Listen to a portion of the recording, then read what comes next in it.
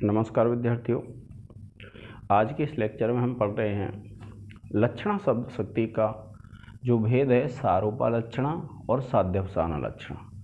क्योंकि गौणी और शुद्धा दोनों के ही दो भेद हो जाते हैं, एक सारूपा और एक साध्यवसाना।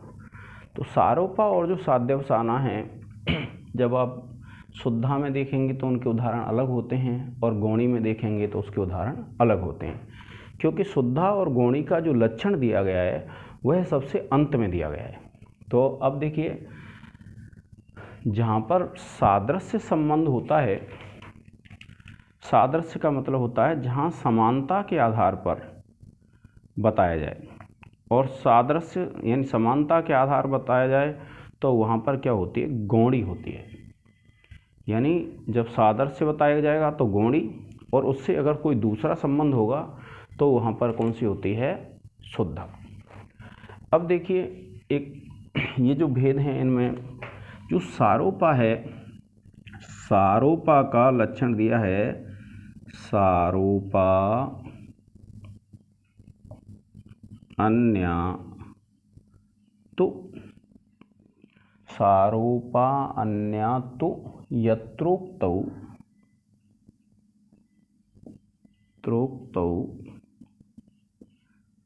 विषयी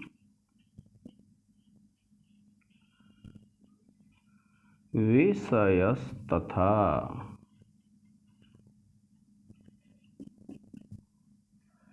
क्या कहा, सारूपा अन्यातु यत्रोक्तौ विषयी विषयस्तथा।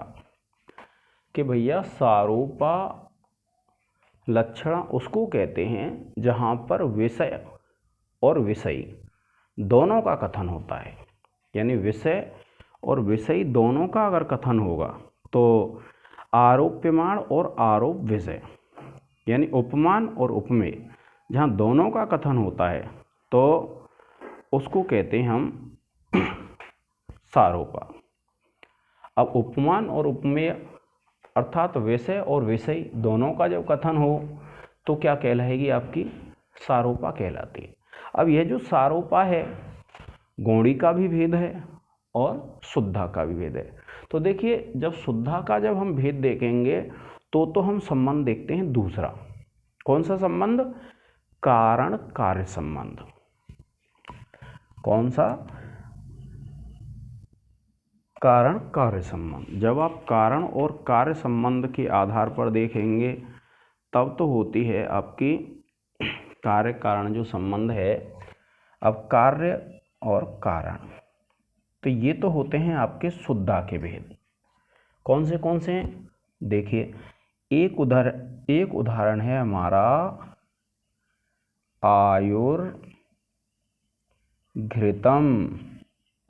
तो देखिए, आयु कहते हैं उम्र को और घृत कहते हैं घी को। यानी घी आयु है या आयु घी है, क्योंकि ऐसा माना जाता है कि जो घी है, घी खाने से क्या है, व्यक्ति की आयु में वृद्धि होती है। तो इसलिए यह बात प्रचलन में हो गई कि आयुर्घृतम, कि जो आयु है वह क्या है, घी है। क्यों, क्योंकि घी खाने से आयु बढ़ती है। तो इसलिए यहाँ क्या है, कार्य कारण संबंध हो गया। कार्य क्या है, आयु बढ़ रही है, और कारण क्या है उसका, घृत कहते हैं घी को। यानी घी खाने से व्यक्ति की आयु बढ़ रही है। तो ये हमारा जो संबंध हुआ वो किसके आधार पर हुआ, कार्य कारण के आधार पर। यानी जब कार्य और कारण के आधार पर संबंध बताया जाए तो वो तो होता है शुद्धा।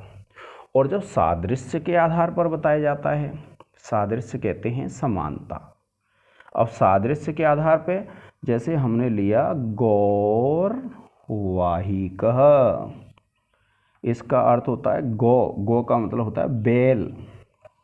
गौर वाहिकः, कि जो वाहिक देश का निवासी है वह क्या है, गौ है। गौ यानी बैल है। अब बैल क्या है, मनुष्य को बैल बता रहे हैं तो बैल तो हो नहीं सकता है। तो क्या होगा, वह उसमें जो जड़ता मंदता आदि जो गुण होते हैं, किसमें, गौ में, बैल में। वही जड़ता मंदता आदि जो गुण हैं वो किसमें है, वाहिक में। यानी वाहिक देश का जो निवासी है उसमें वही गुण समान हैं जो गुण एक बैल में होते हैं, जड़ता, मंदता आदि। तो जो जड़ता, मंदता आदि गुण हैं, उनकी समानता के कारण, उनके सादृश्य के कारण ये जो गौरवाही का शब्द है वो किसका उदाहरण हो जाता है? हमारा सारोपा का। क्यों? क्योंकि विषयी विषय, जहाँ पर विषयी को और विषय को दोनों को कहा जाए, जहाँ विषयी और विषय को कहा जाए उसको कहते हैं हम सारोपा। और यही कहा सारोपा तो यत्रोक्तो विषय विषय, सारोपान्या तो यत्रोक्तो विषय विषय तथा। जहाँ विषय और विषय दोनों को कहा जाए वहाँ सारोपा होती है। पहला उदाहरण है कारण कार्य के आधार पर, तो ये भेद तो हो गया आपका किसका? कारण कारण के आधार पर ये भेद हो गया आपका शुद्धा का। यानी जब आपसे पूछ लिया जाए कि शुद्धा जो लक्षण है उसका सारूपा का उदाहरण बताइए, तो आपको ध्यान रखना है ये दोनों उदाहरण आपके सारूपा के होंगे। एक कारण कार्य के आधार पर आयुर्घृतम, और अगर आपसे पूछ लेता है कि भैया सादृश्य के आधार पर बताना है, तो आपको ध्यान रखना है गौर वाहिका। यानी वाहिक देश का निवासी क्या है? बैल है, गौ है। तो ये क्या है? क्योंकि समानता है, जो जड़ता, मंदता आदि जो गुण बैल में होते हैं वही उस वाहिक देश के निवासी में है, इसलिए उस समानता के आधार पर क्या है? विषयी और विषय दोनों का कथन होने से यहाँ पर सारूपा लक्षणा है। और ये क्या है? साध्य, ये शुद्धा है और ये गौणी है। आप इसका एक स्क्रीनशॉट ले लें।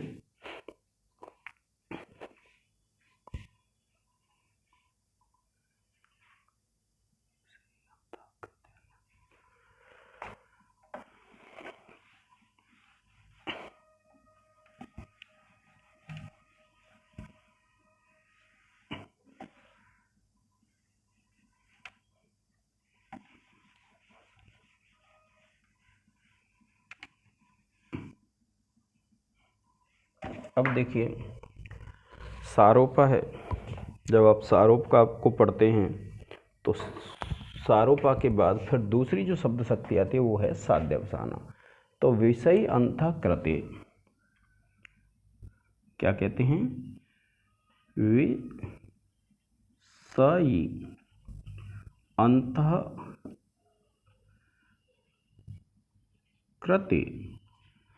अंतःकृते अन्यस्मिन्, विषयी अंतःकृते अन्यस्मिन्, अन्यस्मिन् सा स्यात् साध्यवसानिका, सा स्यात् साध्यवसानिका।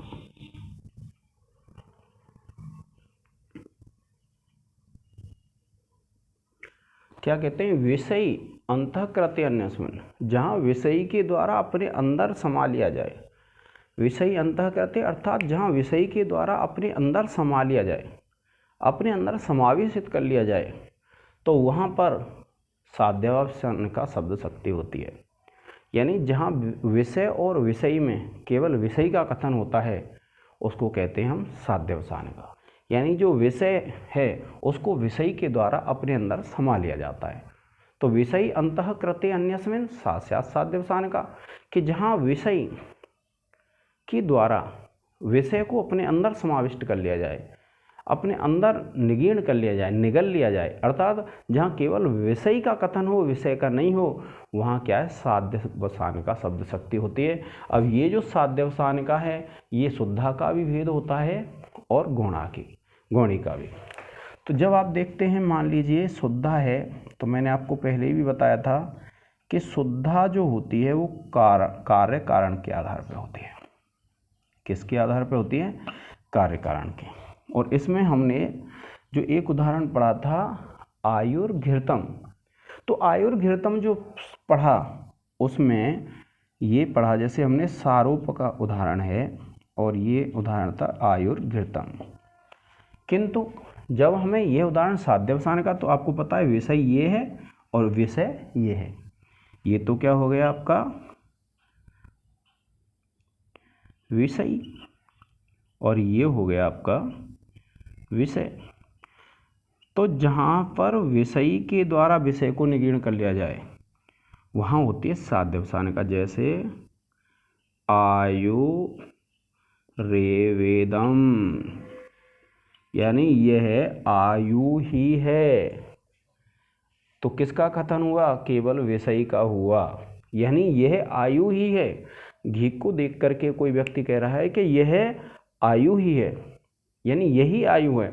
तो जहाँ पर विषयी का कथन किया गया है लेकिन विषय का नहीं किया गया है, तो ये उदाहरण हो जाएगा आपका साध्यवसान का। यानी जहाँ विषय के द्वारा विषय को अपने अंदर निगीर्ण कर लिया जाए, तो वहाँ आपका जो उदाहरण होता है वो कौन सा होता है? आयुर्वेदम। अब दूसरा जो उदाहरण जब आप देखेंगे, तो दूसरा जब हम उदाहरण देखते हैं इसमें, तो आपने देखा किसका? गौड़ी का। अब गौड़ी में जब आपने विद्यार्थियों देखा, अब गौड़ी में क्या होता है? समानता होती है, सादृश्य होता है, और सादृश्य के आधार पर जब जो शब्द शक्ति होती है उसको कहते हैं हम गौड़ी। अब देखिए, आपने पढ़ा था गौर वाहिकः, तो आपको पता है गौर तो क्या हो गया? विषयी, और वाहिक हो गया विषय। और मैंने आपको बताया जहाँ विषयी के द्वारा विषय को निगीर्ण कर लिया जाए, जहाँ विषयी के द्वारा विषय को अपने अंदर समाविष्ट कर लिया जाए, वहाँ होता है आपका कौन सा? साध्यवसान का। तो जो साध्यवसान का जो भेद है लक्षणा का, तो ये देखिए हो जाएगा गौरयम, यह गो ही है, यानी गो का विषय का तो कथन किया, लेकिन जहाँ पर विषय का कथन नहीं किया है, सॉरी, गो विषय का तो कथन किया, लेकिन जहाँ विषय का कथन नहीं किया है, तो गौरयम का तात्पर्य होता है यह गो ही है। तो यह हो गई आपकी कौन सी? गौड़ी साध्यवसाना। और ये किसके आधार पर होती है विद्यार्थियों? सादृश्य के आधार पे, समानता के आधार पे। और जब समानता के आधार पे होती है तो वह होती है आपकी गौड़ी। तो इसका एक स्क्रीनशॉट ले लें विद्यार्थियों।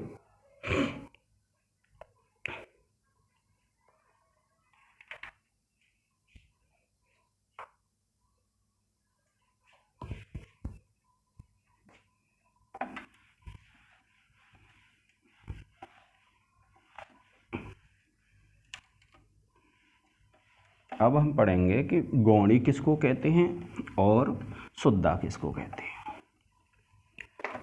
तो देखिए,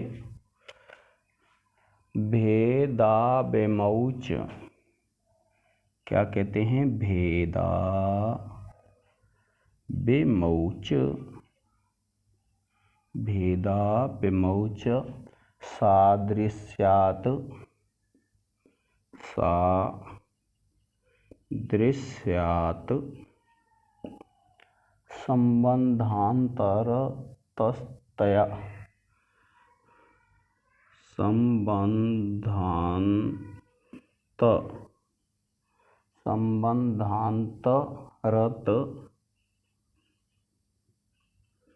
तथा गौणौ शुद्धौ च विज्ञेयौ, गौणौ शुद्धौ च विज्ञेयौ। देखिए कि भेदौ इमौ च, कि भेदौ इमौ, यानी ये जो दोनों भेद हैं, इनका क्रम यहाँ पर मैंने उल्टा इसलिए लिख दिया है क्योंकि सबसे पहले शुद्धा का वर्णन आता है। तो क्या कहते हैं मम्मट? भेदौ इमौ च, कि ये जो दोनों भेद हैं, कौन से? गौड़ी और शुद्धा। सादृश्यात, कि भैया जब सादृश्य होगा, समानता होगी, तो क्या होगा? गौड़ी। यानी समानता के आधार पर जब लक्षणा होगी तो कौन सी होती है? गौड़ी। और संबंध अंतरतः तथा, और किसी दूसरे संबंध से, और दूसरा जो संबंध है उसका यहाँ ग्रहण किया गया है कौन से संबंध से? कार्य कारण संबंध से। कार्य कारण संबंध क्या होता है, जैसे आपने देखा है कि घड़े की उत्पत्ति मिट्टी से होती है, तो मिट्टी कारण होती है और घड़ा क्या होता है, कार्य होता है। तो जब मिट्टी से उत्पत्ति होगी तो यह कार्य कारण संबंध कहलाएगा। तो ऐसे ही अब कार्य कारण के आधार पर देखते हैं हम, तो आप देखेंगे कार्य और जो कारण संबंध है ये इसके आधार पर जो लक्षणा का भेद होगा वो कौन सा होगा, शुद्धा। तो इसके आधार पर शुद्धा लक्षणा हो जाएगी और इसके आधार पर गौणी हो जाएगी। अब जब आप इनको पढ़ लेते हैं तब फिर क्या है, मम्मट अंत में सार प्रस्तुत करते हैं और मम्मट जो 17वां सूत्र है और 12वीं कारिका है उसमें कहते हैं कि लक्षणा तेन षड्विधा, कि भैया जो आचार्य मम्मट हुए हैं उन्होंने क्या है, उस लक्षणा के 6 प्रकार बताए। तो आपको ध्यान रखना है यही 6 भेद होते हैं लक्षणा के। और यह पीजीटी का जो एग्ज़ाम हुआ है 2021 में उत्तर प्रदेश में, उसमें यह पूछा गया है कि लक्षणा शब्द शक्ति के कितने भेद होते हैं। तो आपको ये ध्यान रखना है, लक्षणा तेन षड्विधा। तो इस प्रकार से क्या है विद्यार्थियों, हमारी जो लक्षणा शब्द शक्ति है वह पूर्ण हो जाती है। आगे वाले लेक्चर में हम व्यंजना शब्द शक्ति को पढ़ेंगे। तो आज के इस लेक्चर में इतना ही। जय हिंद, जय भारत।